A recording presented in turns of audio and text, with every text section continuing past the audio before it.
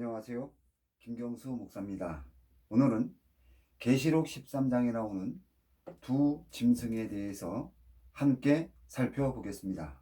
먼저 바다에서 나온 짐승에 대한 증거를 살펴보면은 계시록 13장 1절부터 8절까지에서 계시록 13장 1절, 2절 중반까지는 용이 하늘에서 땅으로 쫓겨와서 세운 나라에 대한 증거이고, 나머지는 용이 세운 나라의 왕에 대해서 증거하는 것입니다.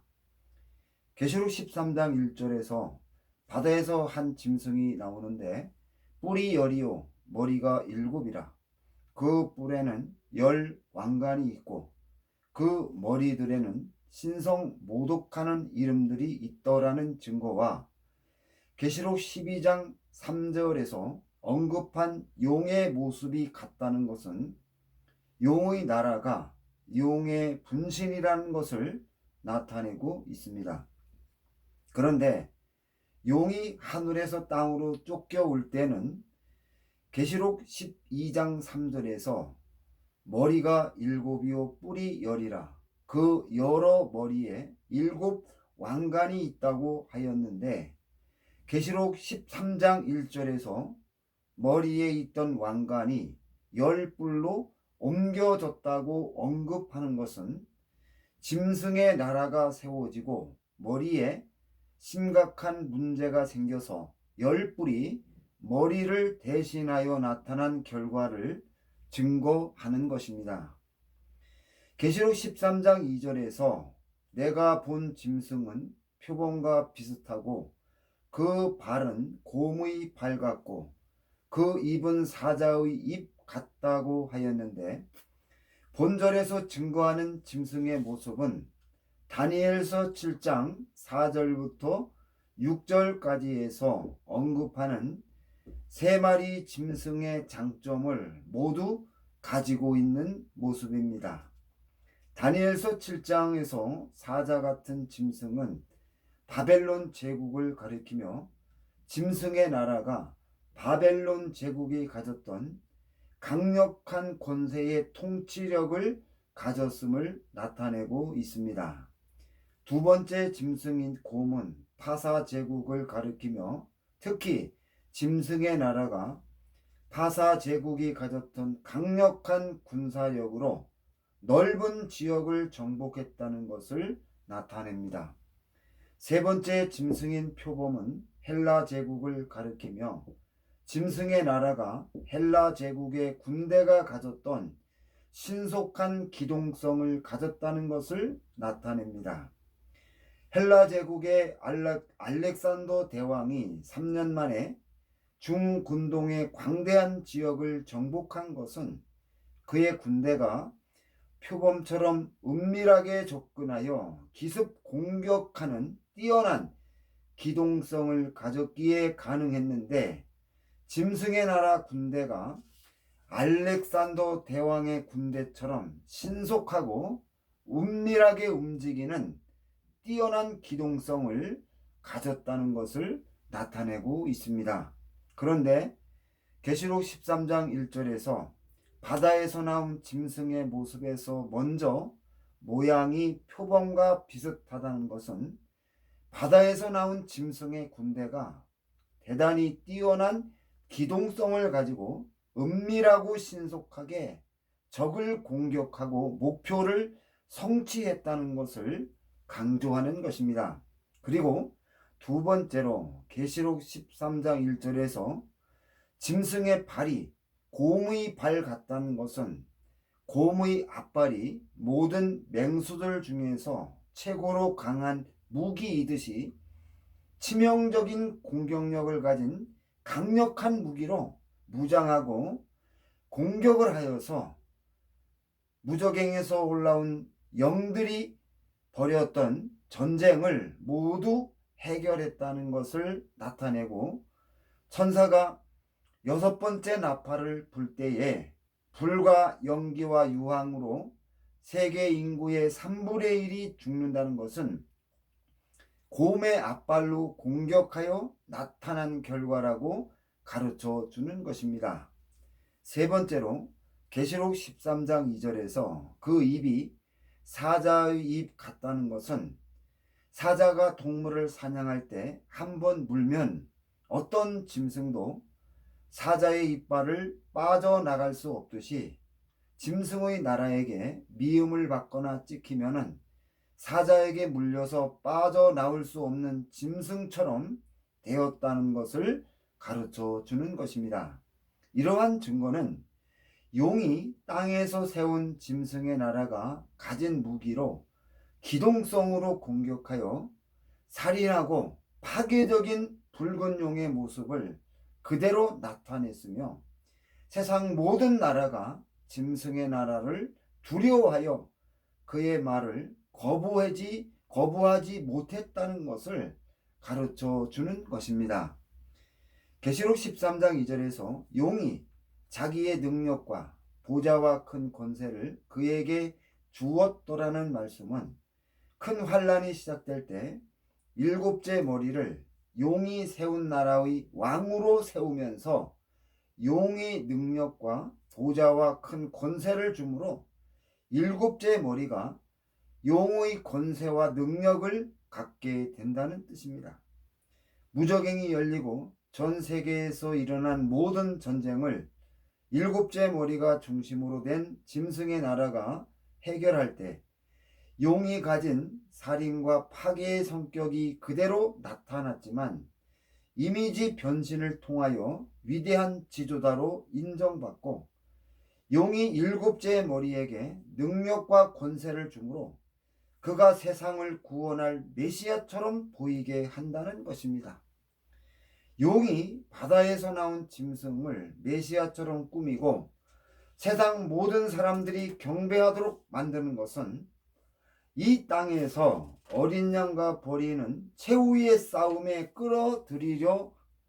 끌어들이려는 의도를 드러낸 것이라고 판단이 됩니다. 특히 사탄이 노아의 시대에 하나님의 특별한 은혜를 받은 셋의 자손을 미혹하고 타락시켜 하나님의 심판을 받아 망하게 만들고 오히려 자신은 권세와 영광을 얻었던 경험이 있기 때문에 세상의 모든 교회와 성도들을 자기의 편으로 끌어들여서 같은 결과를 얻으려 할 것으로 판단이 되며 이러한 사탄의 역사로 교회가 배도하는 일이 생긴다고 예상할 수 있습니다.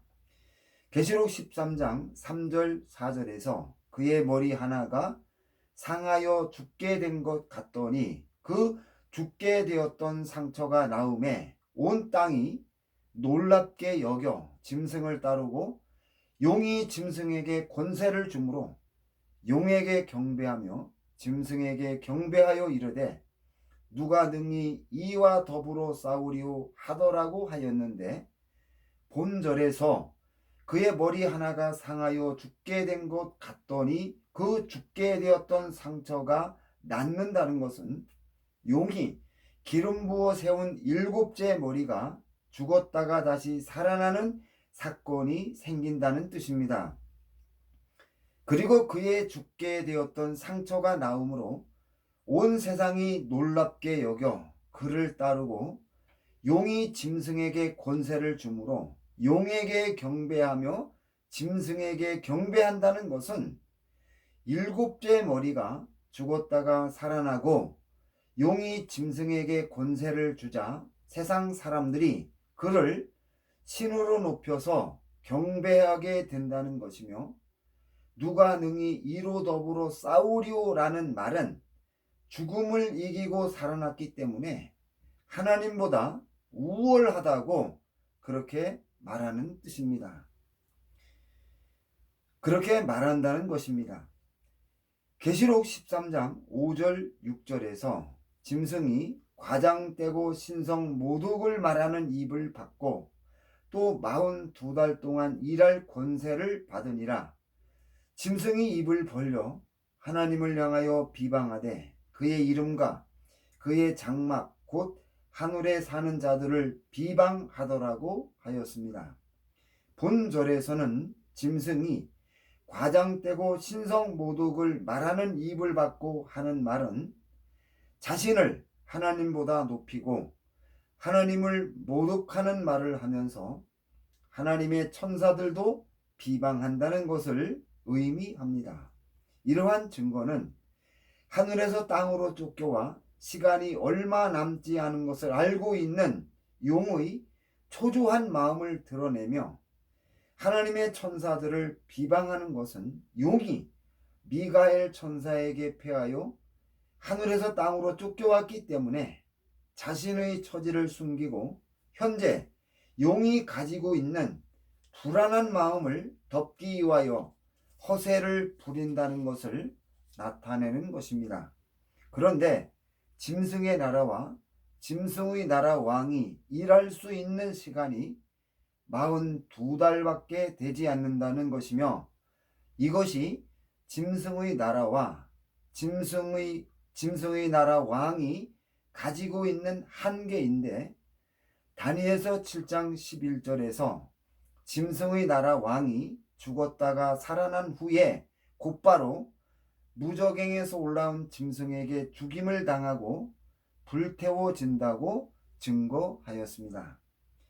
계시록 13장 7절 8절에서 또 권세를 받아 성도들과 싸워 이기게 되고 각 족속과 백성과 방언과 나라를 다스리는 권세를 받으니 죽임을 당한 어린 양의 생명책에 창세 이후로 이름이 기록되지 못하고 이 땅에 사는 자들은 다 짐승에게 경배하리라고 하였는데 본절에서 그가 권세를 받아 성도들과 싸워 이기게 된다는 것은 모든 성도들이 짐승의 권세 아래 놓이게 된다는 뜻이며 짐승이 권세를 받아 각 족속과 백성과 방언과 나라를 다스리는 권세를 받는다는 것은 짐승이 구약시대의 바벨론처럼 세상 모든 사람들을 통치한다는 것을 나타내며 계시록 13장 8절에서 죽임을 당한 어린 양의 생명책에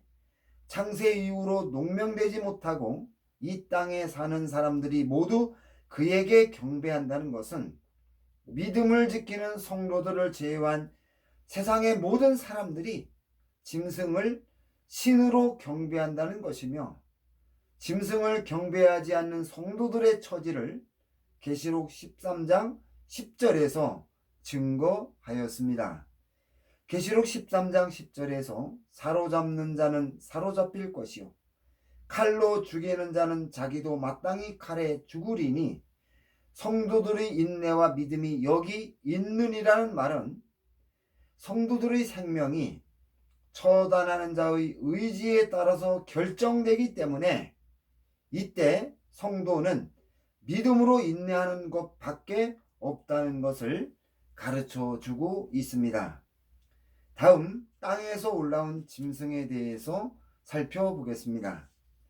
계시록 13장 11절에서 또 다른 짐승이 땅에서 올라오니 어린 양같이 두 뿔이 있고 용처럼 말한다고 하였는데 본절에서 땅은 계시록 12장 4절에서 용이 하늘의 별 3분의 1을 끌어다가 땅에 던진다는 증거를 통하여 하늘에서 떨어진 별들이 모여있는 곳을 가리키고 있습니다.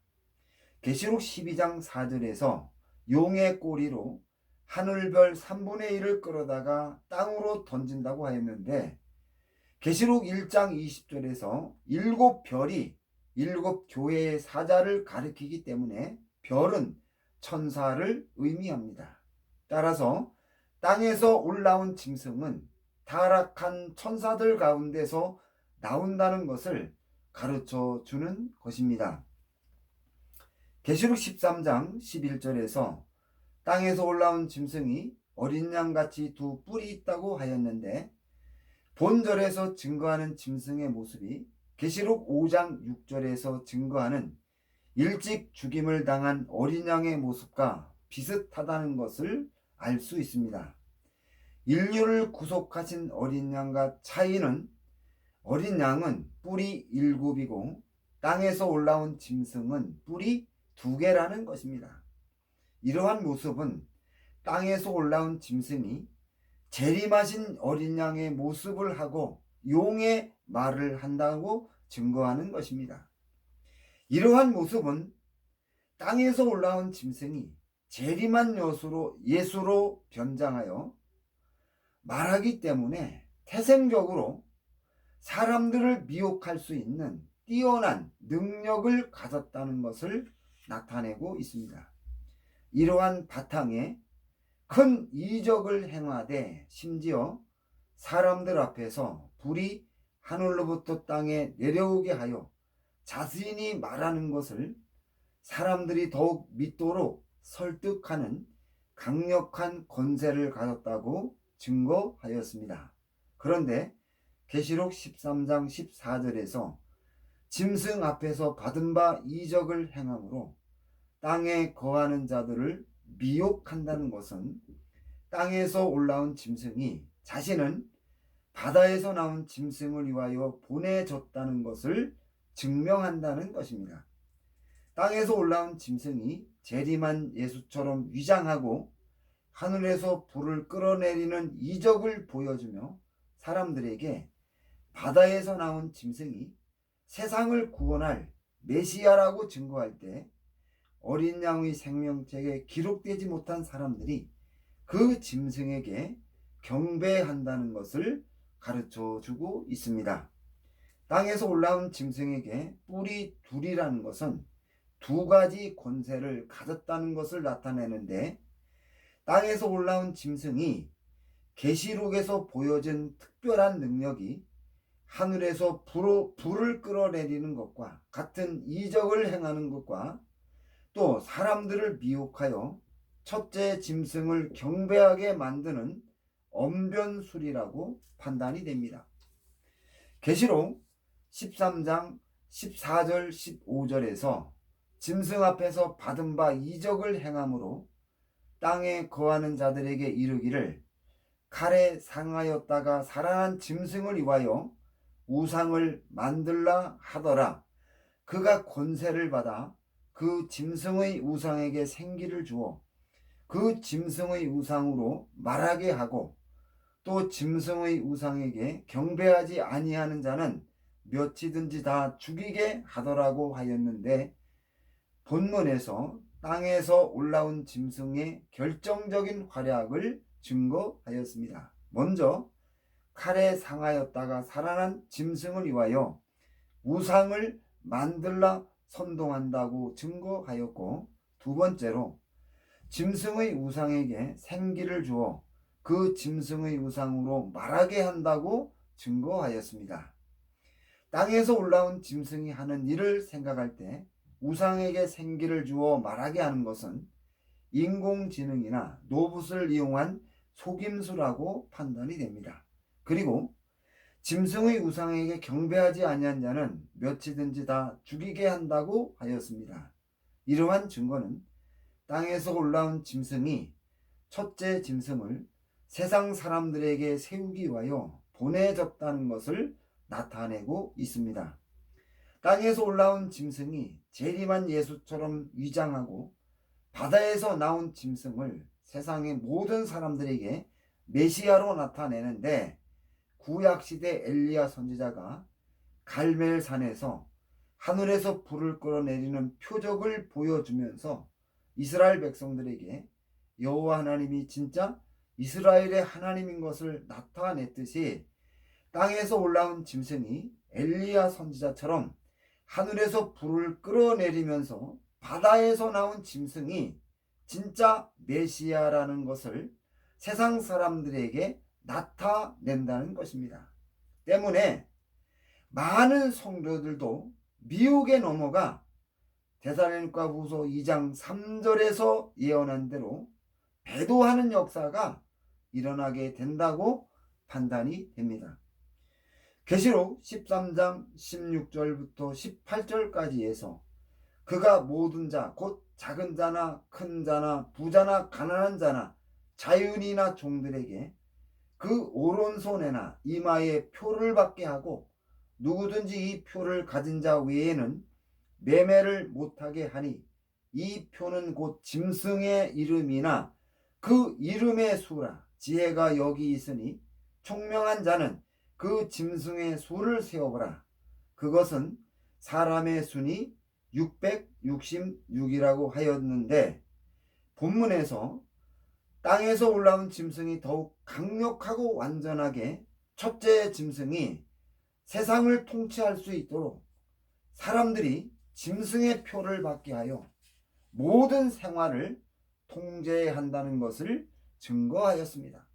이러한 모습은 첫째 짐승과 세상의 모든 사람들을 하나로 연합시켜서 어린 양과 최후 일전을 벌이려는 것을 나타내며 짐승을 방대하는 성도들을 골라내어 죽이기 위한 술책이라고 판단이 됩니다. 믿음을 지키는 성도의 입장에서 보면은 땅에서 올라온 짐승이 바다에서 나온 짐승보다 더 위험하며, 계시록 19장 20절에서 그가 거짓 선지자로 밝혀집니다. 그는 대접 심판이 진행될 때 아마겟돈 전쟁을 일으키는 주범으로 활약하다가 잡혀서 산채로 유황불 속에, 불못 속에 던져진다고 증거하였습니다. 다음, 바다에서 나온 짐승과 다니엘서 7장 7절 8절에서 증거하는 네 번째 짐승과의 관계를 살펴보겠습니다. 다니엘서 7장 7절에서 내가 밤 이상 가운데 그 다음에 본 넷째 짐승은 무섭고 놀라우며 또 매우 강하며 또 새로 된 큰 이가 있어서 먹고 부서뜨리고 그 나머지를 발로 밟았으며, 이 짐승은 전에 모든 짐승과 다르고 10뿔이 있다고 하였고, 계시록 13장 1절에서 내가 보니 바다에서 한 짐승이 나오는데 뿔이 10이요 머리가 7이라. 그 뿔에는 10 왕관이 있고 그 머리들에는 신성 모독하는 이름들이 있더라고 하였는데, 다니엘서 7장 7절에서 증거한 짐승과 계시록 13장 1절에서 증거한 짐승을 비교하면 외형적으로 비슷하지만 머리 숫자가 차이가 난다는 것을 알 수 있습니다. 그러나 두 짐승은 모두 예수님의 재림과 연관되어 있고 용의 모습과 비슷한 특징을 가지고 있습니다. 때문에 두 짐승이 밀접한 연관성이 있다고 판단되며, 두 짐승의 연관성을 밝히면은 용이 땅으로 쫓겨와 세운 나라에서 일어난 변화를 추적할 수 있을 것입니다. 계시록 12장 3절에서 한 큰 붉은 용이 있어 머리가 7이요 뿔이 10이라.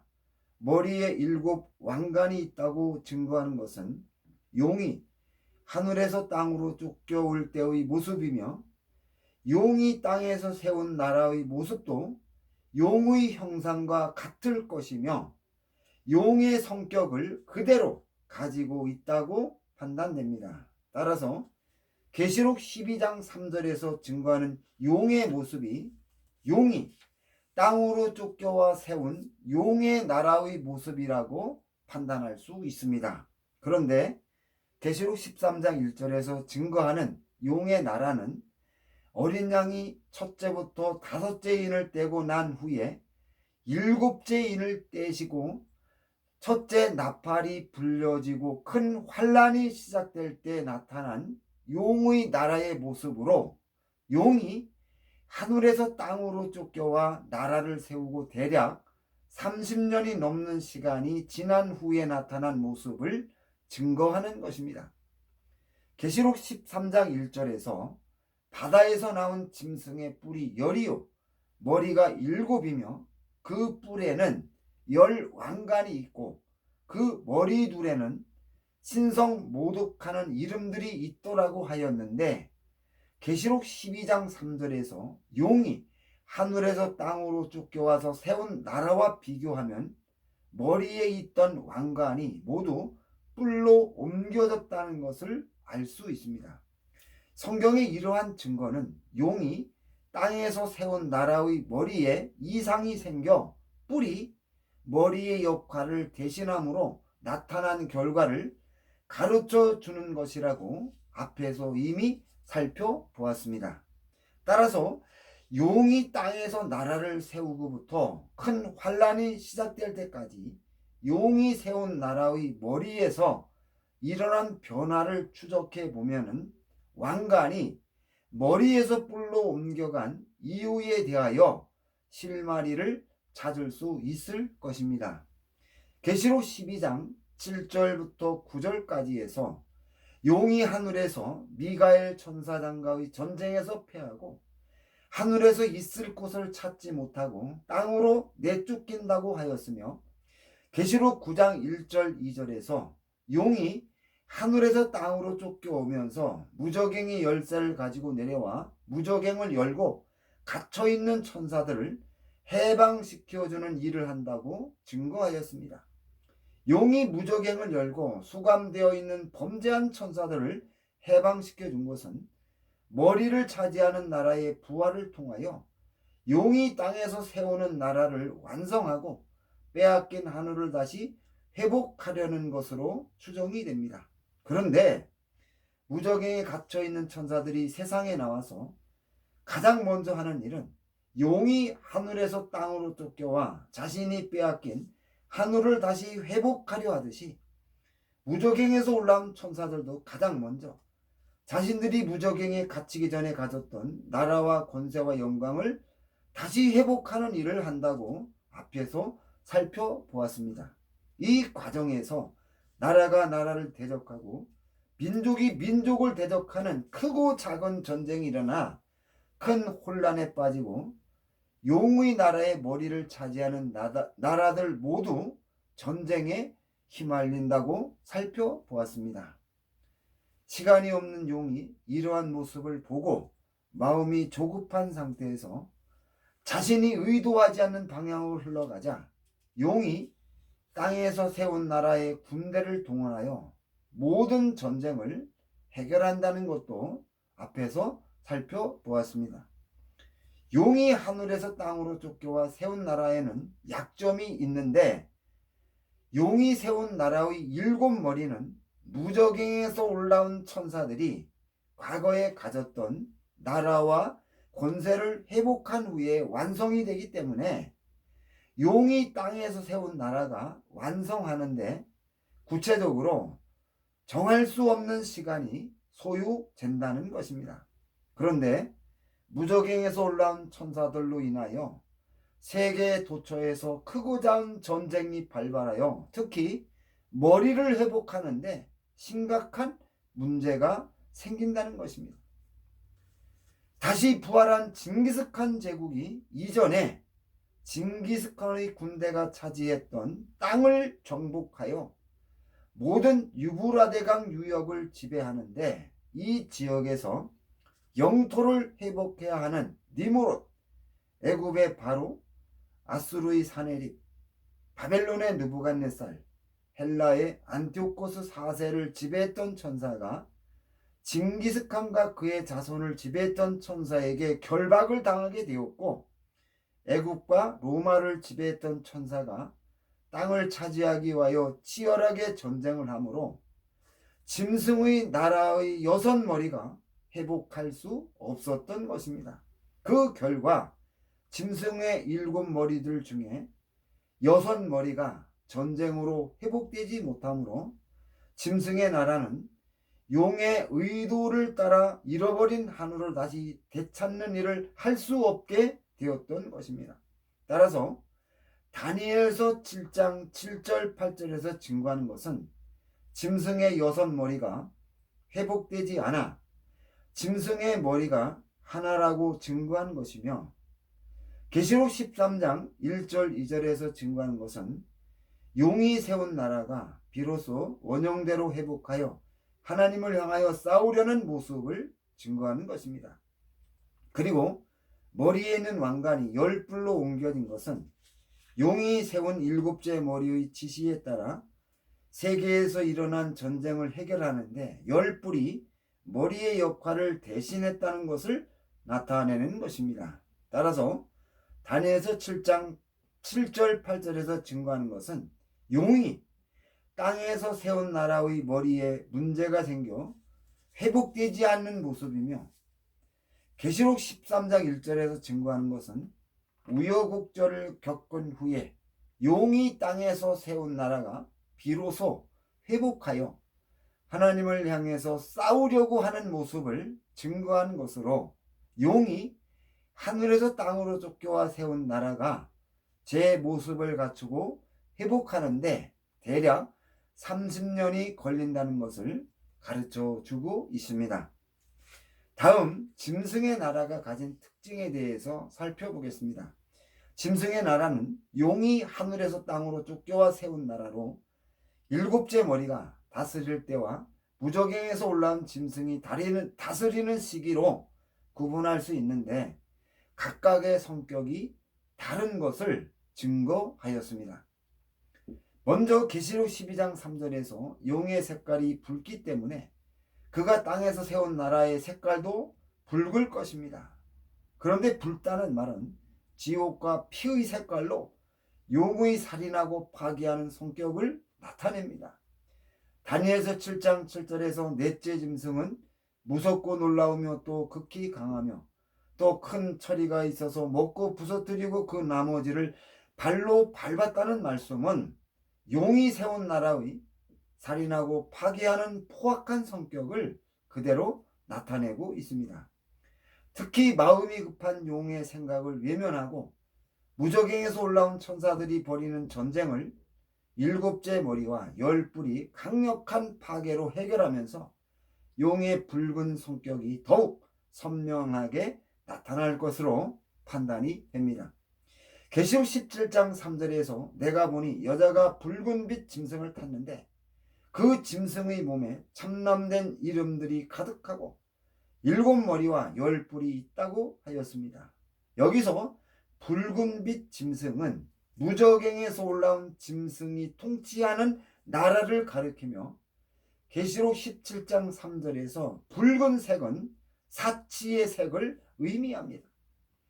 용이 세운 나라가 살인과 파괴의 붉은색을 띠다가 무저갱에서 올라온 짐승이 통치하면서 사치하는 나라로 바뀐다는 것을 가르쳐 주고 있습니다.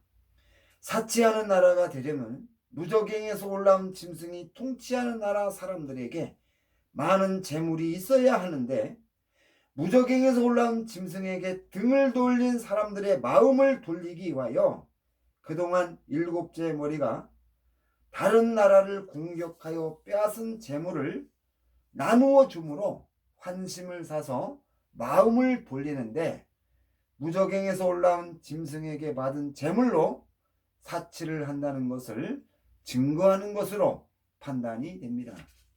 이렇게 해서 오늘 강론을 모두 마치겠습니다. 이 강론을 통해서 성경에서 증거하는 두 짐승에 대하여 자세히 깨닫고 참으로 하나님께서 이 마지막 시대에 큰 은혜를 주어서 귀하게 쓰임받는 역사가 있기를 주님의 이름으로 부탁을 드립니다. 감사합니다.